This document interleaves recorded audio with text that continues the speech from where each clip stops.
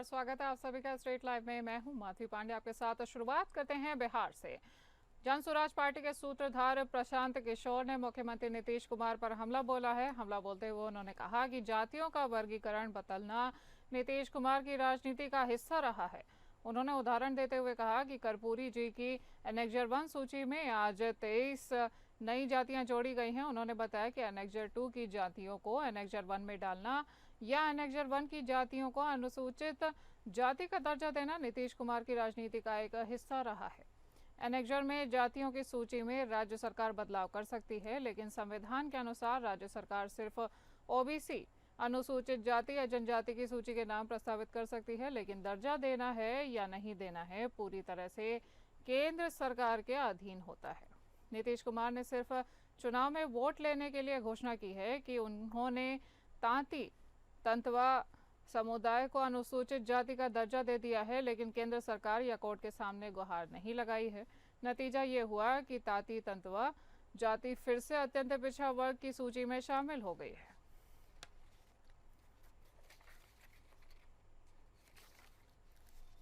क्योंकि केंद्र राजनीतिक गेन के लिए नीतीश कुमार ने और नीतीश कुमार की सरकार ने इन जातियों को ठगा है और इसीलिए ये जातियां आंदोलित है और हम लोग इसके विरोध में हैं। जातियों का जो वर्गीकरण जो चेंज होता है, जो ओरिजिनल एनेक्सर 1 था जो कर्पूरी जी का था और जो आज एनेक्सर 1 है, उसमें करीब करीब 23 नई जातियां जोड़ दी गई है।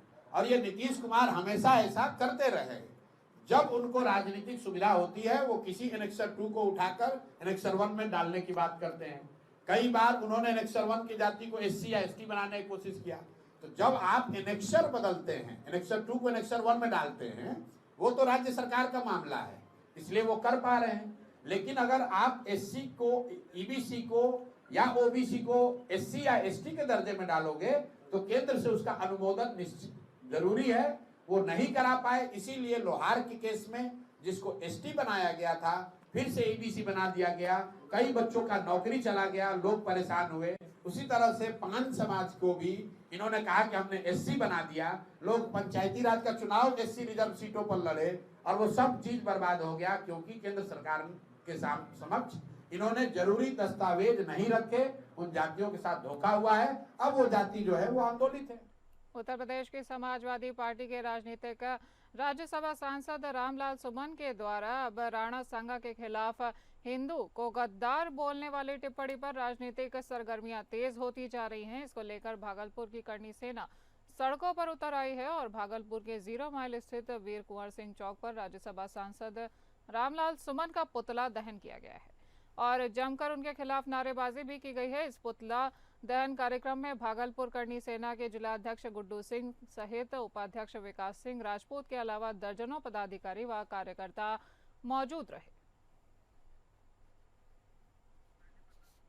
आपको बता दें कि उत्तर प्रदेश के समाजवादी पार्टी के राजनीतिक राज्यसभा सांसद रामलाल सुमन के द्वारा राणा सांगा के खिलाफ हिंदू को गद्दार बोलने वाली टिप्पणी पर अब राजनीतिक सरगर्मियां तूल पकड़ती हुई दिख रही हैं। अब इसको लेकर पूरे देश में जहां विरोध प्रदर्शन देखने को मिल रहा है, वहीं भागलपुर की करनी सेना भी अब सड़कों पर उतर आई है।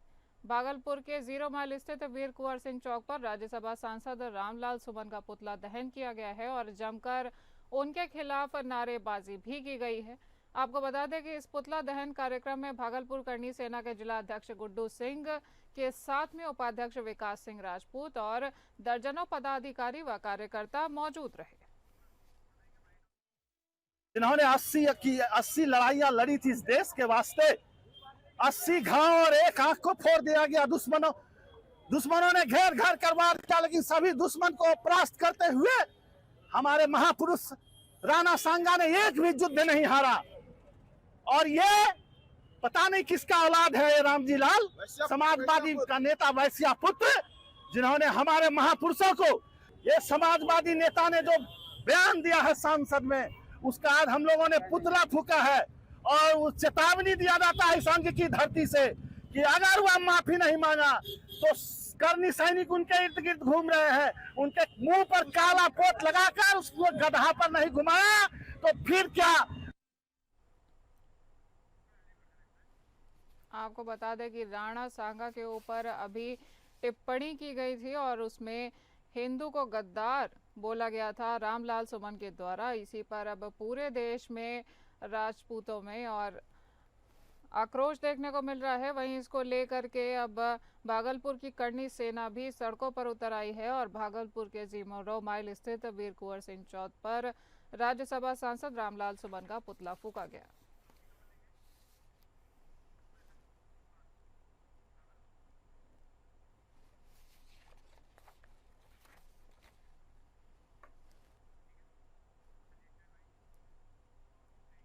भागलपुर पुलिस के द्वारा ऑपरेशन मुस्कान के तहत 55 मोबाइलों को बरामद किया गया है, जिसकी कीमत 11 लाख रुपए है। जहां सभी वास्तविक मोबाइल धारकों को एसएसपी कार्यालय में सुपुर्द किया गया है। वहीं सभी मोबाइल धारक अपना अपना मोबाइल पाकर काफी खुश दिखाई दे रहे हैं। एसएसपी हृदयकांत ने कहा कि भागलपुर पुलिस द्वारा ऑपरेशन मुस्कान के तहत लगातार अभियान चलाया जा रहा है, जिसके तहत 55 मोबाइल बरामद किए जा चुके हैं, जिसकी अनुमानित कीमत 11 लाख रुपए है। जहां सभी वास्तविक मोबाइल धारकों को मोबाइल सुपुर्द किया गया। वहीं भागलपुर पुलिस द्वारा ऑपरेशन मुस्कान के तहत वर्ष 2023 में 304 मोबाइल, 2024 में 230 मोबाइल और 2025 के प्रथम चरण में 55 मोबाइल बरामद कर सभी वास्तविक मोबाइल धारकों को मोबाइलों को सुपुर्द किया गया है। जबकि भागलपुर पुलिस द्वारा इस तरह का अभियान अब लगातार चलाया जाएगा।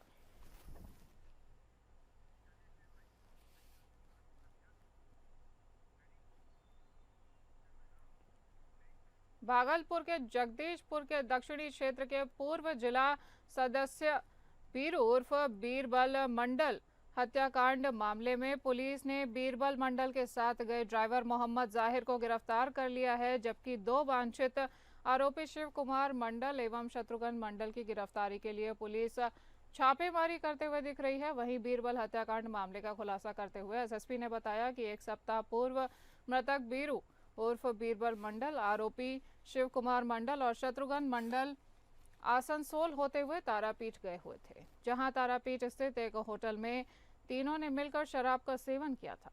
जहां पूर्व जिला परिषद सदस्य बीरू उर्फ बीर मंडल की मौत हो गई थी और शव का तुमको जिले के रामेश्वर थाना क्षेत्र अंतर्गत सड़क किनारे फेंक दिया गया था। वहीं शव की पहचान नहीं होने पर स्थानीय थाना द्वारा शव को दफना दिया गया था। जब बीरबल मंडल की वापसी नहीं होने पर मृतक की पत्नी बेबी कुमारी ने हत्या की आशंका जताई, जिसके आवेदन पर वरीय पुलिस अधीक्षक के निर्देशन में विधि व्यवस्था डीएसपी के नेतृत्व में एक पुलिस टीम का गठन किया गया और मृतक के साथ गए ड्राइवर मोहम्मद जाहिर को गिरफ्तार कर उक्त हत्याकांड मामले को पुलिस ने उद्भेदन कर एक बड़ी सफलता हासिल की है और 2 वांछित आरोपियों की गिरफ्तारी के लिए पुलिस लगातार इस समय छापेमारी कर रही है। घटना का मोटिव अभी तक स्पष्ट नहीं हो पाया है। जो ड्राइवर मिला है, ड्राइवर का कहना है कि वहाँ पे शराब का ज़्यादा सेवन होने से कारण मृत्यु हुई है। अभी पोस्टमार्टम रिपोर्ट अप्राप्त है, तो इस बात से भी नहीं कहा जा सकता हत्या हुई है या मृत्यु हुई है। लेकिन शव को छुपाया गया। यदि किसी प्रकार की दुर्घटना हुई थी तो तत्काल उनको हॉस्पिटल ले जाना चाहिए था और लोकल अथॉरिटी को बताना चाहिए था। के समय का दृश्य है और मीडियम साइज का होटल था, तो उस समय वहाँ संचालक के एक कर्मी मौजूद था और उनको ये बताया गया कि तबीयत खराब हो गई है, इनको बाहर ले जाया जा रहा है। जो मृत्यु समीक्षा रिपोर्ट हुई है उसमें इस बात को लिखा गया है और जो वहाँ पे जो अन्वेषण चला है उसको भी हम लोग अपने अनुसंधान में इनकॉर्पोरेट करेंगे। बात करेंगे सहरसा की, जहां प्रकाश नगर थाना क्षेत्र के असनही वार्ड 10 में पोखर में डूबने से 2 बच्चों की मौत हो गई है। मृतकों की पहचान अभिषेक कुमार 9 वर्ष और खुशबू कुमारी 7 वर्ष के रूप में की गई है और दोनों बच्चे शौचालय के लिए घर से निकले थे और पोखर के पास खेलने लगे। इसी दौरान खुशबू पोखर में डूबने लगी, जिसे बचाने के लिए अभिषेक ने प्रयास किया, लेकिन दोनों ही बच्चे डूब गए और घटना के लगभग 2 घंटे बाद दोनों बच्चों के शव को पोखर से निकाला गया, लेकिन तब तक उनकी मौत हो चुकी थी। इस घटना की जानकारी पुलिस को दे दी गई है और काशनगर थाना अध्यक्ष विकी रविदास ने बताया है कि शव को कब्जे में लेकर आवश्यक कार्यवाही की जा रही है। आपको बता दें कि दोनों ही बच्चों के परिवारों में अब इस घटना को लेकर मातम का माहौल पसरा हुआ है।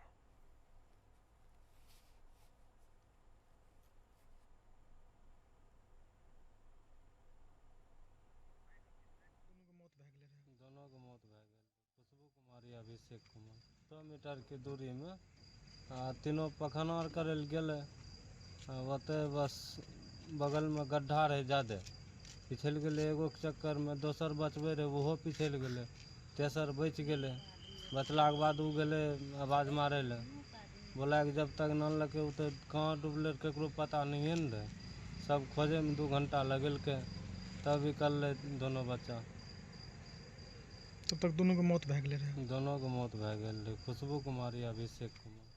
मुस्लिम समाज का पाके रमज़ान अब अपने अंतिम पड़ाव पर है। आपको बता दें कि रमज़ान की तिथि गुजरने के साथ ही भागलपुर के बाजारों में खुशियों का पर्व ईद की महक आनी शुरू हो गई है। मुस्लिम धर्मावलंबी अब ईद की तैयारियों में जुट गए हैं। वहीं ईद पर्व को लेकर भागलपुर का बाजार भी गुलजार होता देखा जा रहा है, जहां करोड़ों रुपए की जमकर खरीदारी की जाती है। भागलपुर स्थित ततारपुर के बाजार से लोगों ने ईद को लेकर बाजारों में नए नए कपड़े, कुर्ता पजामा आदि की खरीदारी शुरू कर दी है। वहीं ग्राहकों द्वारा की जा रही सामानों की जमकर खरीदारी से दुकानदारों के चेहरे पर भी खुशी देखी जा रही है। आपको बता दें कि ईद पर्व को लेकर दुकानदारों ने कहा कि ईद पर्व को लेकर भागलपुर में ततारपुर का बाजार कई वर्षों से गुलजार होते आ रहा है। यहाँ पर स्थानीय लोगों के साथ साथ बाहर से भी लोग आकर खरीदारी करते हैं और भागलपुर के दुकानदारों का कहना है कि पिछले साल की अपेक्षा इस साल बाजार की रौनक काफ़ी ज़्यादा बढ़ी हुई है। लोग ईद पर्व को लेकर तैयारियों में जुटे हुए हैं। खासकर यहाँ के सेवई पजामा कुर्ता की खरीदारी करने के लिए लोग दूर दूर से आते हैं। आपको बता दें कि वहीं इस बार भागलपुर में करोड़ों रुपए की खरीदारी का अनुमान लगाया जा रहा है और नतीजतन खुशियों का पर्व ईद मनाने को लेकर मुस्लिम समुदाय के लोगों में खासा उत्साह का माहौल कायम है। देखिएगा, टोपी की, लच्छे की, सवाई की, हर तरह का यहाँ पे मार्केटिंग, लोग बहुत दूर दूर से आकर यहाँ खरीदारी करते हैं अपने ईद की खुशियाँ बांटने के लिए। और आप देखिए होगा, अभी तक में हम लोगों की सर्वे के अनुसार जो भी हम लोगों ने देखा है कि इस बार कुछ ज़्यादा उत्साह देखने को मिला। आप कपड़े से देखते हैं, कपड़े के मार्केटिंग देखिएगा तो बहुत ज़्यादा कपड़े की मार्जिन में यहाँ कुर्ता पजामे का इस बार देखने को सेल आउट हुआ। और जहाँ तक टोपी की बात है, टोपी भी नमाज के लिए, नमाज की हर चीज़ के लिए, ज़रूरत सामग्री के लिए इस बार काफ़ी गैदरिंग रश पाया जा रहा है। और जैसे ईद के मौके पर हम लोग एक दूसरे के घरों जाते हैं खुशियाँ बांटने के लिए सवैया लच्छा लेकर, उसका भी काफ़ी उत्साह आप खुद देखते होंगे कि पूरे सर्वे किए हैं, आप मीडिया लोग, बंधु लोग से भी देखे होंगे, सर्वे किए होंगे, सारा देखिए कितना रश भरा हुआ है, हर लोग अपने अपने कामों में व्यस्त है। रुक करते हैं झारखंड का। भाजपा नेता अनिल, जिन्हें टाइगर के नाम से भी जाना जाता था, उनकी हत्या के विरोध में गुरुवार को राजधानी रांची बंद का आह्वान किया गया है। इस दौरान राजधानी रांची में सुरक्षा बल हाई अलर्ट पर रहेगा। भारतीय जनता पार्टी, आजसू पार्टी के साथ साथ JLKM सहित कई संगठनों ने आज बंद बुलाया है। इस दौरान चक्का जाम रहा और सड़कें सुनसान रहीं और राज्य के अधिकतर स्कूल भी बंद दिखाई दिए। अनिल टाइगर की हत्या के विरोध में देश के केंद्रीय रक्षा राज्य मंत्री संजय सेठ, नेता प्रतिपक्ष बाबूलाल मरांडी, विधायक CP सहित भाजपा और आजसू पार्टी के कई विधायक, नेता और कार्यकर्ता सड़कों पर उतरे हैं और वर्तमान धुरवा मंडल अध्यक्ष उमेश यादव जी और पूर्व मंडल अध्यक्ष कामेश्वर सिंह प्रशासन ने गिरफ्तार किया है। इस दौरान उन्होंने कहा कि आए दिन झारखंड में अपराध बढ़ता जा रहा है। इसको रोकने के बजाय जो देश हित और झारखंड वासियों के लिए हक की लड़ाई लड़ रहे हैं, उन्हें बर्बरतापूर्वक सरकार जेल में ठूसने का काम कर रही है। ऐसा है ना कि पब्लिक ने बंद करेगा, जबरदस्ती रोड जाम तो करना है नहीं। इन्होंने अपने वादे के हिसाब से बोला था धरना देंगे, ये तो रोड ब्लॉक किए हुए थे, हम लोग रोड हटा कर प्रिवेंटिव एक्शन लिए हैं, जो फिर देखा जाएगा जो सीनियर ऑफिसर का आदेश है। 4 घंटे के अंदर अभियुक्त को गोली मार दी जाती है, ठीक है, उसके बाद भी अगर लॉ एंड ऑर्डर पर सवाल है तो फिर क्या कहना है। 4 घंटे के अंदर उसको गोली मार दी गई है ना, दूसरा तो फरार है ना। आप बताइए कि लॉ एंड ऑर्डर देखेंगे, पकड़ने का समय लोग देता है क्या? वो तो रोड जाम सब करके रखे, हम लोग जो समय उस पर लगाते वो समय लॉ एंड ऑर्डर पर निपटने में लगा। रांची पुलिस साहस दिखाई है, एनकाउंटर की है। रांची पुलिस हमेशा साहस दिखाती है और आगे भी दिखाते रहेगी। आपको नजारा भविष्य में इससे बेहतर देखने को मिलेगा। बोकारो में धनबाद की CBI टीम पर हमला हुआ है। आपको बता दें कि दरअसल बोकारो के सेक्टर 9 स्ट्रीट 36 के क्वार्टर संख्या 804 में एजेंट के द्वारा गलत तरीके से गाड़ियों को रिकवरी कर गाड़ियों के मालिक से पैसे की उगाही की जाती थी, जिसमें 15,000 घूस लेने का मामला दर्ज कराया गया था। उसी को पकड़ने बोकारो के हरला थाना क्षेत्र में धनबाद CBI DSP के नेतृत्व में ये टीम पहुंची थी। जैसे ही सीबीआई रिकवरी एजेंट की जांच करने पहुंची तो रिकवरी एजेंट के गुंडों द्वारा सीबीआई पर हमला कर दिया गया। धनबाद सीबीआई की टीम और पुलिस ने रिकवरी एजेंट धनराज कुमार चौधरी को गिरफ्तार कर लिया है। सीबीआई की टीम ने ट्रैक्टर को बरामद कर हरला थाना को सुपुर्द कर दिया है। धनबाद सीबीआई टीम इस मामले पर कुछ भी बोलने से बचती रही और वहीं सीबीआई की टीम ने जांच करते हुए 7 पासबुक चेक सहित अन्य कागजात की जांच करते हुए उसे सील कर दिया है। तो सीबीआई को आवेदन मिला था, उसमें वो अरेस्टिंग करने के लिए आई हुई थी, अपना जो काम है वो करने के लिए आई हुई। तो फिर क्या वो अरेस्ट करके, जिनको अरेस्ट करने के लिए आई थी उनको अरेस्ट करके ले जा रही थी। उस समय उनके साथ में मिसअंडरस्टैंडिंग कुछ हुआ है, उसका एक आवेदन आया है, जांच कर रहे हैं। बस मामला दर्ज हो गया। हाँ, मामला दर्ज हो गया, उचित कार्रवाई होगी। उचित कार्रवाई होगी प्रशासन के द्वारा। बेरमो में लगातार दिन दहाड़े चोरी की घटनाओं को लेकर अब जनता में आक्रोश देखा जा रहा है।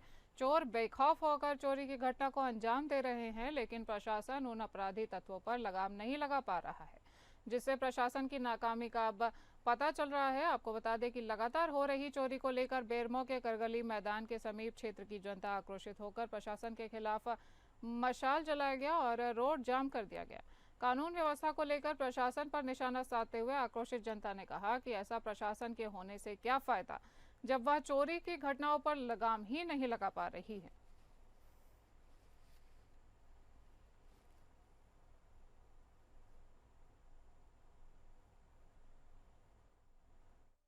थाना प्रभारी के ढुलमुल रवैया से समझे ना, आज 2 महीना के पहले इनको खबर किया गया, वो आदमी को पहचान भी नहीं रहा है। अब नहीं रुको कि याद है कि फलना आदमी की चोरी हुआ, जा रहा है आदमी दौड़ दौड़ के आ रहा है। और कल शाम के 4 बजे दिन में हो गया चोरी। आता है पुलिस और खाना पूर्ति करता है और चल जाता है। इसके बाद कुछ नहीं है कि प्रशासन की जरूरत क्या है। जब से ये अभी थाना प्रभारी आया है तो ये खाली बोलता है कि सीसीटीवी लगाए, सीसीटीवी लगाने से क्या हो जाएगा भाई, हम तो लगाए सीसीटीवी लगाने से क्या हो जाएगा। ऐसे प्रशासन को रहने से क्या फायदा। प्रभारी का यहाँ से ट्रांसफर होना, हाँ यहाँ तो ट्रांसफर होना चाहिए थाना प्रभारी को, यहाँ से डीएसपी को भी, डीएसपी को भी संज्ञान कभी आया भी लिया ही नहीं है। डीएसपी कहता है कि आएंगे बात करेंगे, डीएसपी आता नहीं, कहाँ खाली कोयला चोरी अथी में लगा रहता है। छत्तीसगढ़ के सीएम विष्णुदेव साय से आईईएसए अध्यक्ष ने मुलाकात की है। आपको बता दें कि बेंगलुरु में आयोजित इन्वेस्टर्स कनेक्टर मीट में इंडिया इलेक्ट्रॉनिक्स और सेमीकंडक्टर्स एसोसिएशन यानी आईईएसए के अध्यक्ष अशोक चंडक सहित अन्य प्रतिनिधियों ने राउंड टेबल बैठक में हिस्सा लिया है, जहां मुख्यमंत्री विष्णुदेव साय के साथ छत्तीसगढ़ में इलेक्ट्रॉनिक्स और सेमीकंडक्टर सेक्टर में निवेश की संभावनाओं पर गहन चर्चा की गई। इस दौरान मुख्यमंत्री साय ने राज्य सरकार की उद्योग नीति, निवेश अनुकूल वातावरण और बुनियादी ढांचे के बारे में जानकारी दी है। उन्होंने बताया कि छत्तीसगढ़ सरकार इलेक्ट्रॉनिक्स और सेमीकंडक्टर निर्माण को बढ़ावा देने के लिए विशेष प्रोत्साहन योजनाएं चला रही है, जिससे इस क्षेत्र में बड़े निवेश के अवसर खुल रहे हैं। आईईएसए अध्यक्ष ने छत्तीसगढ़ में सेमीकंडक्टर और इलेक्ट्रॉनिक्स मैन्युफैक्चरिंग को लेकर रुचि जताई है और इस क्षेत्र में संभावित निवेश को लेकर सकारात्मक रुख भी अपनाया है। बैठक में इंडस्ट्रियल क्लस्टर, स्किल डेवलपमेंट और लॉजिस्टिक जैसे अहम मुद्दों पर भी चर्चा की गई है। ये बैठक छत्तीसगढ़ को एक प्रमुख इलेक्ट्रॉनिक्स और सेमीकंडक्टर हब के रूप में स्थापित करने की दिशा में एक महत्वपूर्ण कदम माना जा रहा है।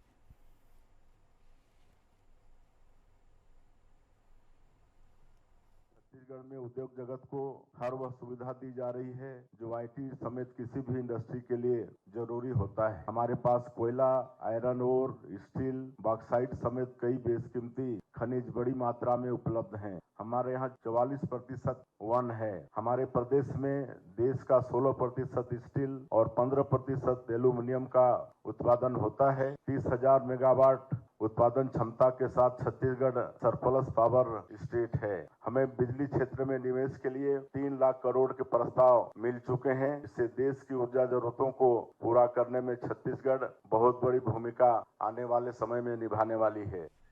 महासमुंद जिला के पिथौरा में क्रिश्चियन समुदाय डायसिस की भूमि का अतिक्रमण हो रहा है। नितिन लॉरेंस ने प्रेस कॉन्फ्रेंस में बताया कि डायसिस मिशन के केयरटेकर भूषण एरियल को देखरेख के लिए दिया गया था, जिसे उन्होंने गलत तरीके से भूमि को अपने पुत्र को दान कर पत्र तैयार कर रजिस्ट्री करा दी है, जो कि गलत है।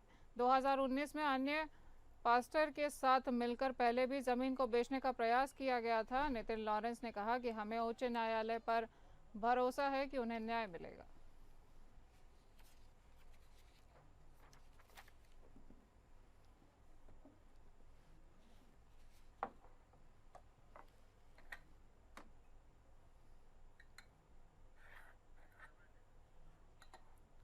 बात करेंगे महाराष्ट्र के पनवेल की। पनवेल तालुका के नानोशी गांव में एक आदिवासी बस्ती में निर्माण स्थल पर गोलीबारी की घटना को अंजाम दिया गया। इस हमले में राजमिस्त्री बाबू वाघमारे की गोली मारकर निर्ममता से हत्या कर दी गई है। हत्या के बाद हमलावर घटनास्थल से भाग गए और पनवेल सिटी पुलिस और क्राइम ब्रांच की 4 टीमों ने जांच शुरू कर दी है। प्रारंभिक जांच से पता चलता है कि निर्माण स्थल के ठेकों को लेकर विवाद होगा।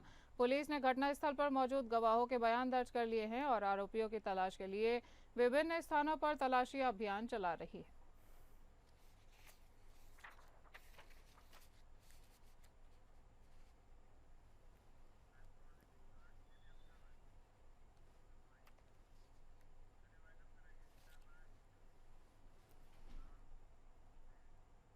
इस बुलेटिन में इतना ही। नमस्कार।